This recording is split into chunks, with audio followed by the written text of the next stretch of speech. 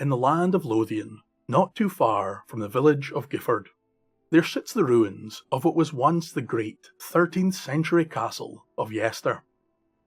Not much remains now of this bastion of Scottish history.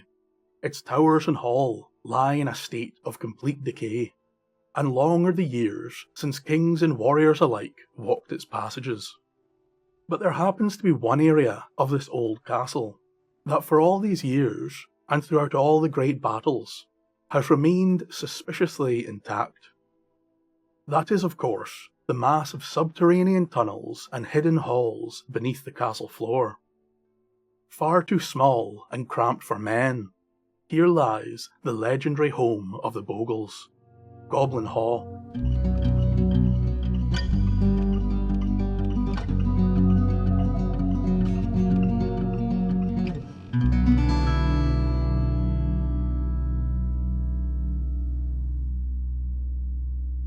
To truly understand the ancient home of the goblins, we must first look at the noble family who would one day build the castle of Yester. The noble family, known at the time as Gifford, came to Scotland from Normandy on the behest of William the Conqueror in 1066. In this new land, the family leveraged their connection with the king to grow powerful and wealthy, and as the years passed, the family would integrate themselves into Scotland and take on the Scots pronunciation of their name, Gifford. Now the Giffords never moved far from royal circles, and by the time of King David I of Scotland, the family were an essential part of the Scottish court, as clerics and ecclesiastical advisors, and due to their many years of faithful service, the Gifford family was granted the land of Yester in East Lothian, and gave their name to a local village and river. Now in the mid-13th century, we find one Sir Hugo de Gifford as Laird of Yester. Unfortunately, very little is known about Sir Hugo's early life, but we can assume some things. To begin with, he was a man of noble birth, and came from a long line of advisors, both practical and spiritual. So it's safe to say that our Hugo de Gifford would have been granted the finest of educations, and quickly became learned in the masterful dance that is service to the royal court.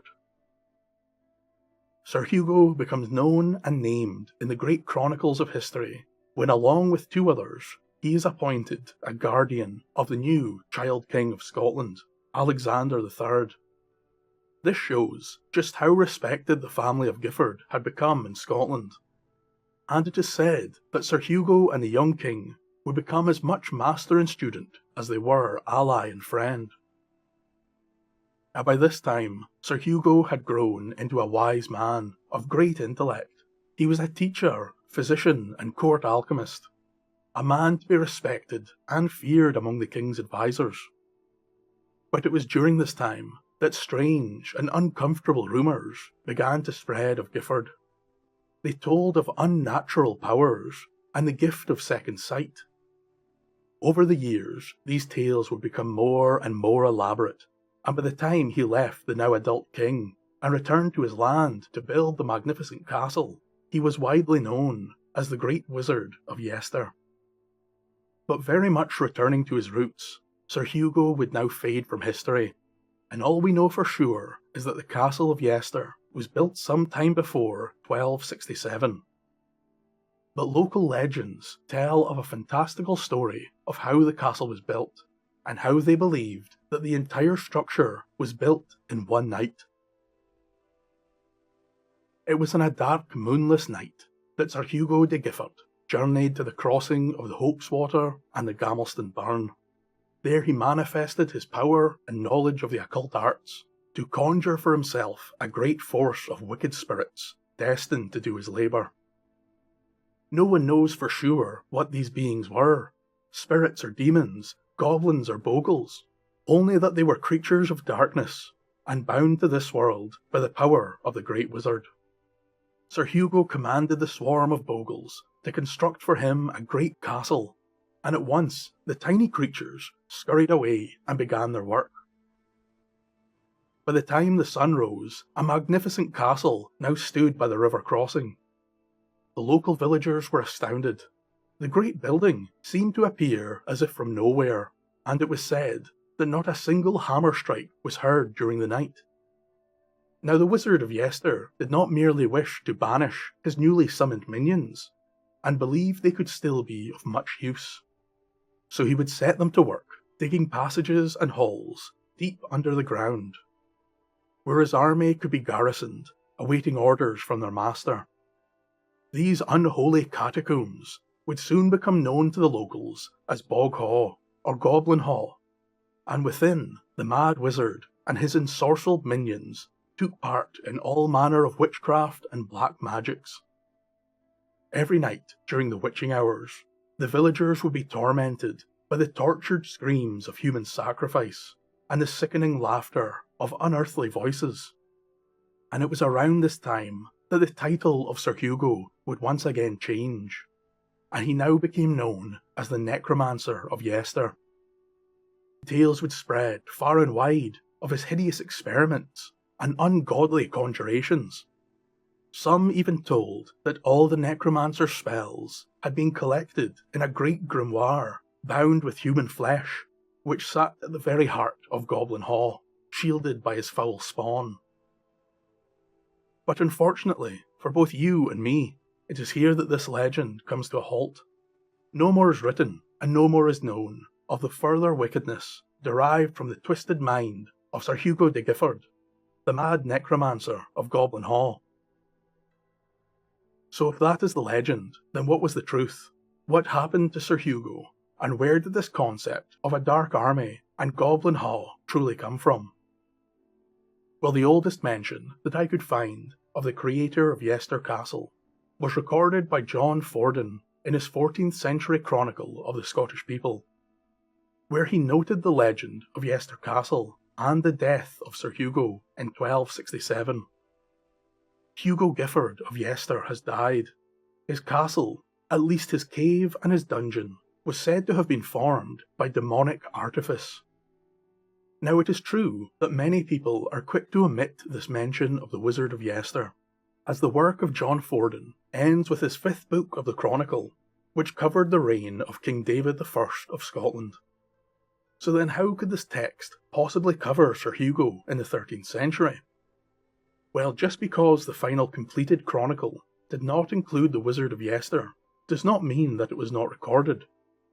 After Fordun's death, a great mass of remaining notes and material were found, the last of which was dated 1385, and it is within these writings that we may find the first recorded mention of Goblin Hall. I think the error comes from a later chronicle, the Scotichronicon, written by the 15th century Scottish historian Walter Bower. You see, in his work, when he mentions Sir Hugo and the Goblin Hall, he references Fordun's chronicle, which as we now know may be technically incorrect, as Hugo is not found within the chronicle, but the remaining notes of Fordun after his death.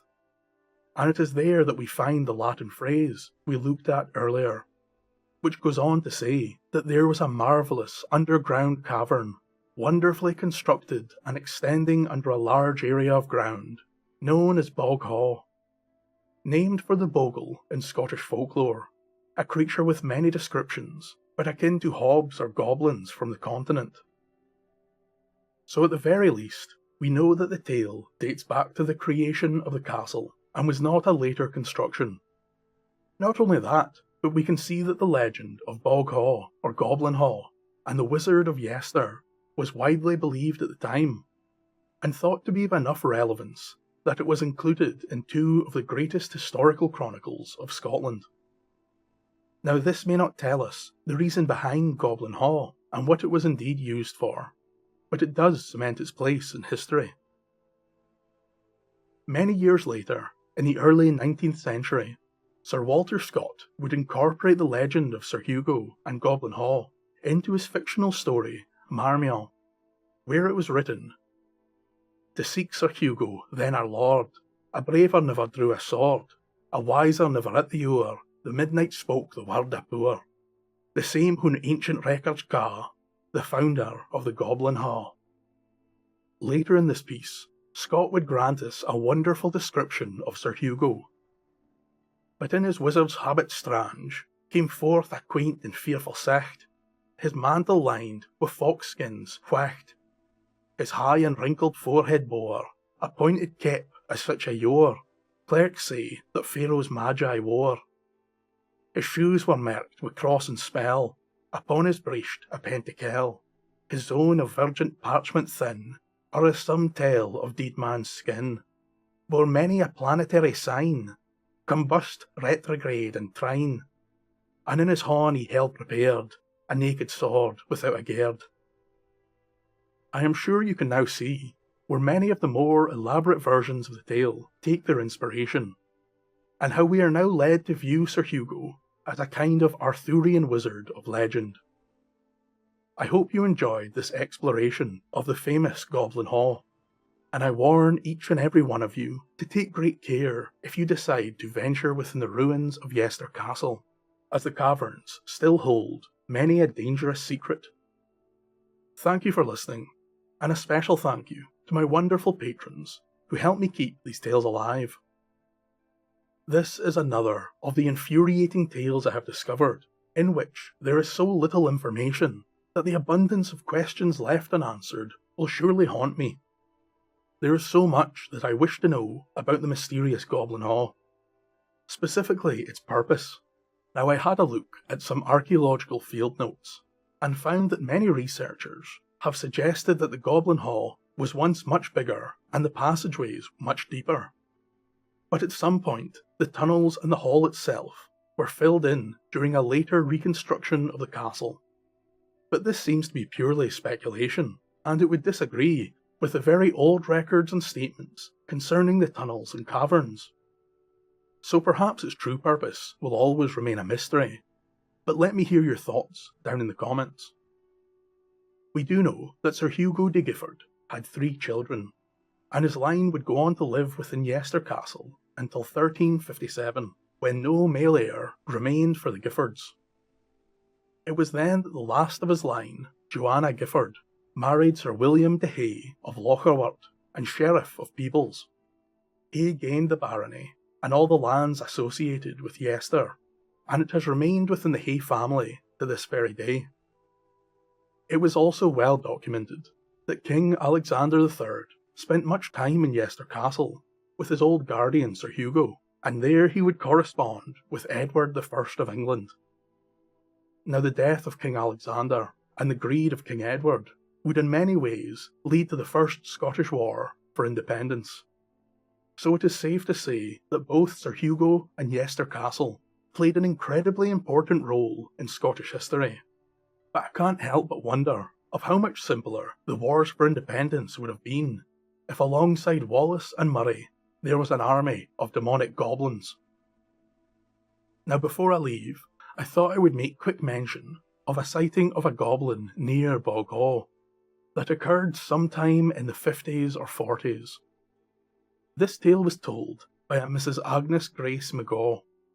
She tells that when she was young, she went to hear an archaeological lecture in the grounds of Yester House. This lecture was led by a professor known only as Mr. Kennedy, and he told the tale of Goblin Hall and how never a hammer nor tool was heard during its construction.